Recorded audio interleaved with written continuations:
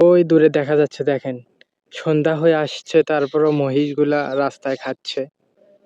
একটু লক্ষ্য করলেই দেখতে পারবেন এর ভিতরে অনেক ছোট ছোট মাছ দেখা যাচ্ছে, দেশি মাছ। দুই দিন যদি বৃষ্টি না হয় তার মধ্যেই আমরা চাষ করে এই জমিতে ধান লাগিয়ে দিব।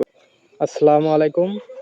সারাদিন যেহেতু প্রচণ্ড রোদ ছিল, তাই ভাবলাম এখন একটু রোদ নেই, সন্ধ্যা নামার আগ মুহূর্তে একটু ঘুরে আসি আর আপনাদেরকেও একটু দেখাই। আমরা যাচ্ছি এখন আমাদের গ্রামের পাথারের দিকে।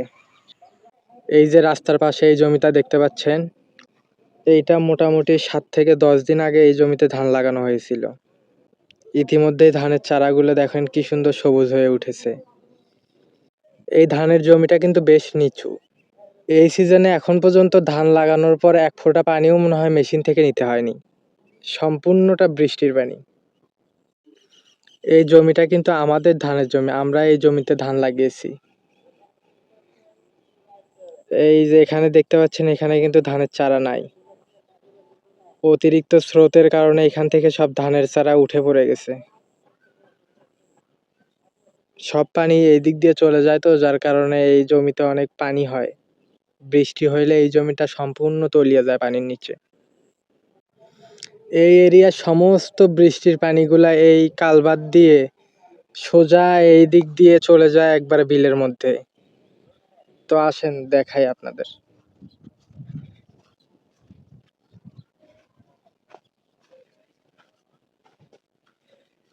2 দিন আগে বৃষ্টি হয়েছিল, এখন ওই পরিমাণে পানি যাচ্ছে না স্রোত, তবু হালকা হালকা পানি দেখা যাচ্ছে। একটু লক্ষ্য করলেই দেখতে পারবেন এর ভিতরে অনেক ছোট ছোট মাছ দেখা যাচ্ছে, দেশি মাছ। এই জমিতে ধান লাগানোর জন্য অনেক পানির ব্যবস্থা করতে হয়। যদিও এটা বর্ষাকালে অনেক কম পানি লাগে, তারপরও মেশিন থেকে এই জমিতে পানি নিয়ে ধান লাগাতে হয়। এই দেখতেই পাচ্ছেন জমিটা কিন্তু শুকনা। গতকাল দিনে হালকা বৃষ্টি হওয়ার কারণে একটু একটু পানি আছে। এই জমিটাও কিন্তু অনেক উঁচুতে, যার কারণে এই জমিতে ধান লাগানো হয়নি। এখানে সাধারণত সবজির আবাদ করবে। আমরা একবারে সন্ধ্যার আগ মুহূর্তে এসেছি পাথারে, যার কারণে দেখতে পাচ্ছেন সূর্যটা অলরেডি ডুবে যাওয়া অবস্থা। আমাদের এই জমিটা একসময় অনেক উঁচু ছিল, এখানে সবজির আবাদ করা লাগতো। এত পরিমাণ নিচু হয়েছে যে এখানে বেশিরভাগ সময় পানি ধরে থাকে। এই জমিটার মাটি সম্পূর্ণটা বালি মাটি। এখনো হাঁটু সমান পানি থাকলে 2 দিন বৃষ্টি না হলেই সম্পূর্ণ পানি শুকিয়ে যাবে।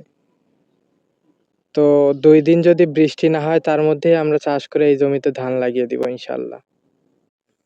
এই জমিতে ভালো পরিমাণে মাছ ঢুকেছে, দেশি মাছ। জমিটা অনেক নিচু, তো যার কারণে পানির সাথে অনেক মাছ ধরে। আরেকটা জিনিস দেখেন, এখানে ইঁদুর কি পরিমাণ গর্ত করেছে।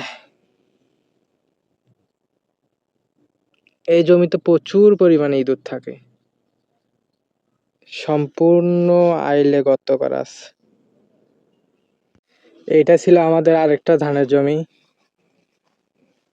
এই জমিটাও মোটামুটি উঁচু, অন্য জমি তুলনায় এটা একটু ভালোই উঁচু। এখন পর্যন্ত এই জমিতে ধান লাগানোর পর আমাদের পানি নিতে হয়নি। গত 2 দিন আগে বৃষ্টি হয়েছিল, সেই দিন আমরা এখানে ইউরিয়া এবং ঘাস মারা ঔষধ দিয়ে দিয়েছি। দেখতে পাচ্ছেন ঘাসগুলো অল্প অল্প করে শেষ হয়ে যাচ্ছে জমি থেকে। এখন যদি বৃষ্টি না হয় তাহলে এই জমিতে মোটর থেকে পানি নিতে হবে। ওই দূরে দেখা যাচ্ছে, দেখেন সন্ধ্যা হয়ে আসছে, তারপরও মহিষগুলা রাস্তায় খাচ্ছে। ওদের এত পরিমাণে ক্ষুধা, সারাদিন খায় তারপর ওদের পেট ভরে না। তো দেখতে দেখতে সন্ধ্যা ঘনিয়ে আসলো, সবাই বাড়ির দিকে ছুটছে। সবাই ভালো থাকবেন, সুস্থ থাকবেন। আল্লাহ হাফেজ। দেখা হবে পরবর্তী কোনো ভিডিওতে।